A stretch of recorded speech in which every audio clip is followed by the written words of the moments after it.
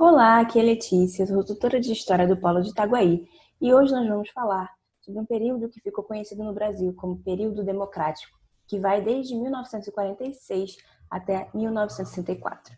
E antes de a gente começar essa aula, eu tenho duas perguntas a fazer a vocês, para a gente questionar ao longo de toda essa aula. Vamos lá. A primeira é: qual será a capacidade do contexto internacional em um mundo globalizado de influenciar a política interna brasileira?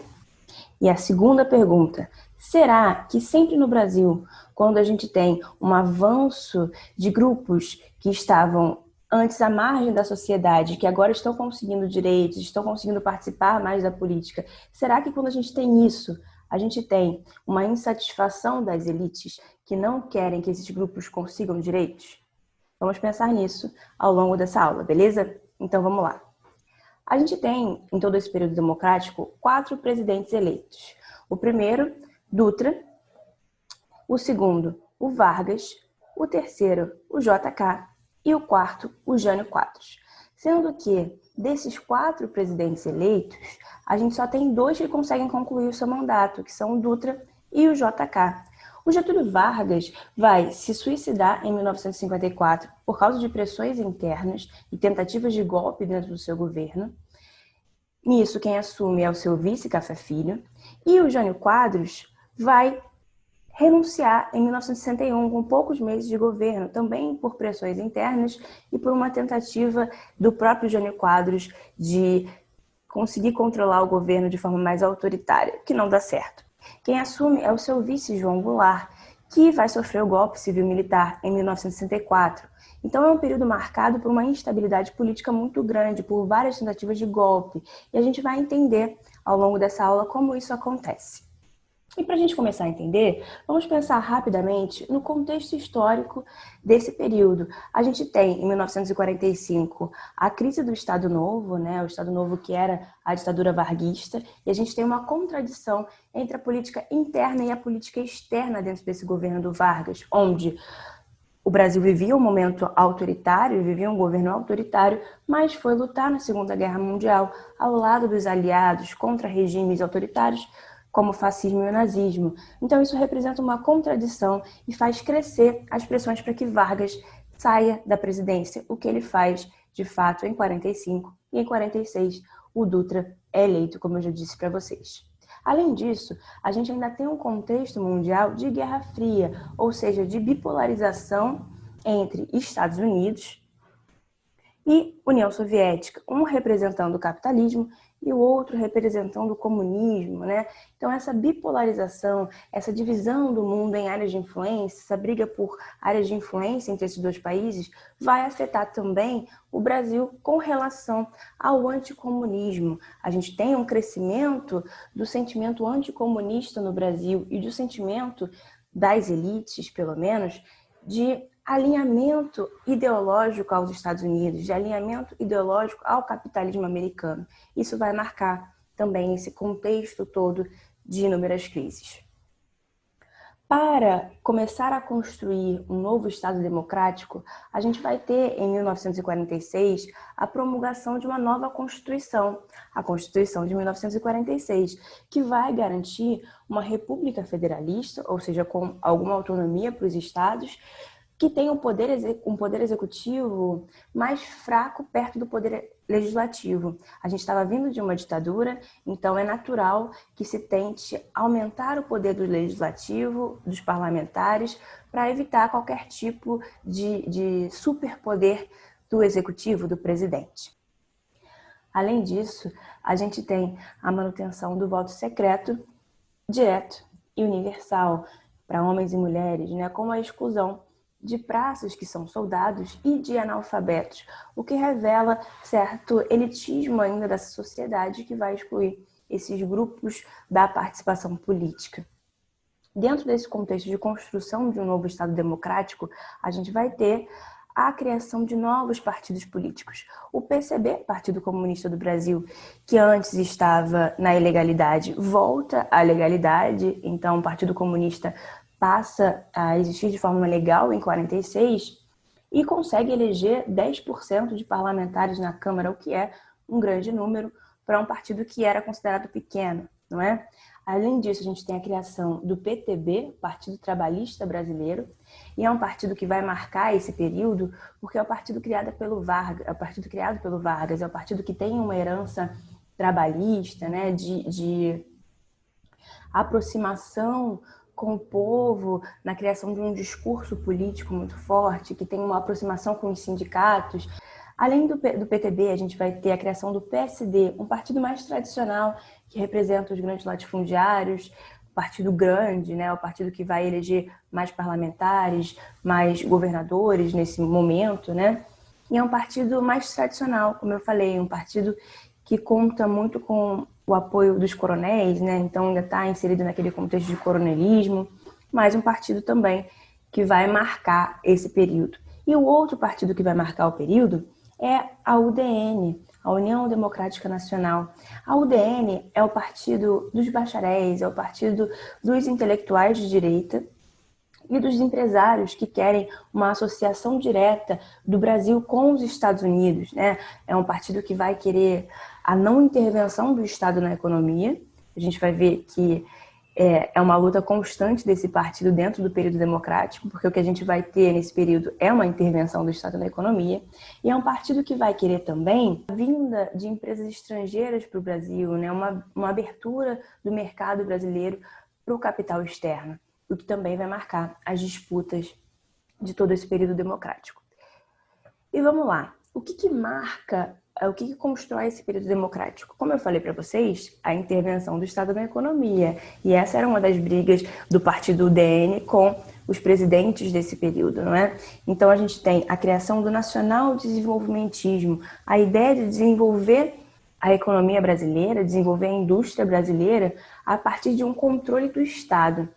Isso vai ter vários marcos, né? Mas os principais que eu destaquei para vocês são a criação da Petrobras pelo Vargas em 1953 e o plano de metas do JK, né? Um plano que visava desenvolver o Brasil 50 anos em 5, e um plano que dividia as áreas de investimento de cada tipo de capital a cada tipo de indústria. Como assim? A gente tem a criação do tripé desenvolvimentista, que era baseado no investimento estatal do Estado, né, do dinheiro do Estado nas indústrias de base e na infraestrutura, o investimento do capital nacional, das empresas nacionais, das indústrias nacionais em indústrias de bens de consumo não duráveis, roupas, alimentos, e o investimento do capital estrangeiro nas indústrias de bens de consumo duráveis, eletrodomésticos, carros, automóveis, né? O governo do JK é marcado por esse crescimento do rodoviarismo, dos automóveis. Então, esses são os grandes marcos, mas o nacional desenvolvimentismo é muito maior, marca esse período todo e é sempre baseado nessa intervenção e nesse controle do Estado na economia a partir do planejamento econômico, mesmo que tenha, sim, algum tipo de investimento estrangeiro aqui. É o Estado que controla. Além disso, a gente tem um período marcado pelo grande êxodo rural, o que vai mudar um pouco o perfil dos operários. O que é o êxodo rural? A gente tem a migração de muitas pessoas do campo para a cidade. Nesse caso, principalmente da região Nordeste para a região Sudeste. A gente vai ter muita gente vindo para grandes cidades como Rio de Janeiro, como São Paulo, né? Muda-se o perfil dos operários, que agora vão ter direitos que eles não tinham no mundo rural, não é? A gente vai ver também a luta por esses direitos e faz com que as cidades fiquem superpovoadas. A gente tem um aumento da população nas cidades, o que vai causar problemas de moradia, problemas de transporte, não é? As cidades crescem sem planejamento. Então, é um dos marcos desse período também, o que vai causar algumas tensões sociais, não é? E essas tensões sociais são mais estimuladas ainda pela questão econômica. A gente tem uma crise econômica muito grande nesse período através do endividamento do país e do aumento da inflação. Junto com isso, a gente tem pouco aumento do salário, então o custo de vida fica muito maior do que deveria ser, e a população mais pobre, não é? Os camponeses, os operários, têm a sua vida muito dificultada por essa questão da inflação e do aumento do custo de vida. Isso também vai aumentar, vai fazer com que aumente as tensões sociais que é o que a gente vai ver com o surgimento de novos atores sociais. A gente tem vários desses novos atores aqui, grupos que estão lutando por direitos, que querem maior participação política, mas vamos focar em dois desses grupos. O primeiro deles, as ligas camponesas. A gente tem uma criação, né, a criação de um grupo que vai tentar lutar por uma diminuição da desigualdade social através da obtenção de direitos para os camponeses, de uma extensão dos direitos urbanos para o mundo rural e também através da reforma agrária. Então, as ligas camponesas têm o objetivo de conseguir a reforma agrária para garantir que essa população rural, esse alto número de camponeses consiga sobreviver, consiga ter sua terra para plantar, não é? Então a reforma agrária passa a ser uma bandeira muito importante desse movimento, uma bandeira muito importante para a diminuição da desigualdade social e para a obtenção de uma melhor qualidade de vida para essa população camponesa. Um outro grupo que vamos destacar aqui é o movimento negro, que já existe desde antes, mas que agora se organiza de novas formas, através de comunidades de assistência, de assistencialismo, e também consegue publicar jornais defendendo o combate ao racismo, o combate à desigualdade racial. Então é um movimento que começa a crescer muito nesse momento e que está também lutando por uma equiparação de direitos, né, por uma igualdade maior. Então a gente tem vários grupos surgindo e crescendo nesse movimento, uma expansão da luta por direitos, uma expansão da inserção desses grupos na sociedade política e na luta política de maneira geral. É claro que isso vai gerar algumas reações. A gente tem uma insatisfação grande das classes dominantes com essa participação desses grupos, com essa tentativa de obtenção de direitos e também com esse Estado que está intervindo na economia e que é marcado também pelo trabalhismo, né, que vocês já viram na aula passada sobre Vargas, pela aproximação do governo com as classes populares. Isso é algo que causa insatisfação, junto com o sentimento anticomunista que está predominante no período. A gente tem várias tentativas de golpe de Estado, né? Então, é um momento muito instável, como eu falei para vocês. E para aumentar essa instabilidade, a gente tem um avanço de tecnologias de informação aqui, então uma expansão do rádio, que já vem desde o governo Vargas, mas agora também uma expansão da TV, uma expansão desses meios de comunicação de massa, não é? Que acaba fazendo com que se tenha mais espaço ainda para propaganda. E a gente vai ter dois órgãos importantes que vão ser também responsáveis por essa instabilidade do período, que são o IPES e o IBAD, né? O Instituto de Pesquisa e Estudos Sociais e o Instituto Brasileiro de Ação Democrática. Esses órgãos são financiados por empresários e tentam desestabilizar alguns governos vinculados ao trabalhismo, como, por exemplo, o governo do João Goulart, que é o governo que a gente vai focar aqui por uma questão de ter sido o governo que sofreu o golpe civil-militar de 1964, não é mesmo? Então, o IPES e IBAD funcionava com financiamento de empresários, com financiamento até mesmo do governo dos Estados Unidos e tentava desestabilizar o governo do João Goulart. O governo do João Goulart é marcado por um trabalhismo muito forte, também por uma tentativa de conciliação do presidente. Logo no início, quando ele assume, ele tem uma tentativa de golpe e acaba governando num modelo parlamentarista de governo, não mais no modelo presidencialista. Em 63, a gente vai ter um plebiscito onde ele vai assumir como presidente no regime presidencialista aqui no Brasil. Dentro desse governo presidencialista, ele vai tentar estabelecer algumas reformas para modificar as estruturas do Brasil e para garantir uma distribuição de renda, né? Para garantir uma diminuição da desigualdade social no Brasil. Essas reformas ficaram conhecidas como reformas de base. E o que eram elas? Elas eram reformas, como eu falei, estruturais. A primeira delas, a que é considerada a mais importante, é a reforma agrária, que era uma pauta dessas ligas camponesas, como eu disse para vocês, e previa a expropriação de terras que não estavam sendo ocupadas, que não eram produtivas, e a indenização desses proprietários através de títulos da dívida pública. A gente tinha, junto com a reforma agrária, a reforma urbana, que visava também desapropriar apartamentos, prédios, lotes nas cidades que também não estavam sendo ocupados, né? De pessoas que deviam dinheiro ao governo, que não pagavam impostos, que não estavam ocupando esses prédios, né? Muitos prédios de empresas que já tinham falido. Então a gente tinha, como eu falei, aquele problema de moradia, um problema de ocupação das cidades e de crescimento desordenado, sendo que tinha muitos prédios vazios que poderiam ser ocupados, não é? Então essa também era uma das reformas, uma das pautas das reformas de base. Além delas, a gente tinha uma reforma fiscal visando fazer com que quem ganhasse mais, né, o 5% que ganha mais da população brasileira pagasse mais impostos do que quem ganha menos. A gente tinha uma reforma educacional visando acabar com o analfabetismo no Brasil, baseado no método Paulo Freire. Uma reforma bancária que visava a concessão de créditos para os pequenos agricultores para complementar a questão da reforma agrária. Não adianta só dar a terra, mas também promover um meio para que aquelas pessoas consigam plantar, consigam produzir naquela terra. E, por último, uma reforma eleitoral que visava diminuir aquele elitismo que eu disse para vocês na Constituição e visava incluir o voto, né, dos praças e dos analfabetos, para que eles também pudessem participar do voto, né, da vida política de forma mais direta.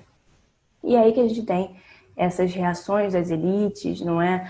A gente começa a ter... A gente já tinha uma pressão grande dos empresários, a gente vai ter uma pressão dos grandes agricultores que não querem a reforma agrária, dos empresários que estão insatisfeitos com a intervenção do Estado na economia, das classes altas, de maneira geral, que não querem essa reforma fiscal, das classes médias.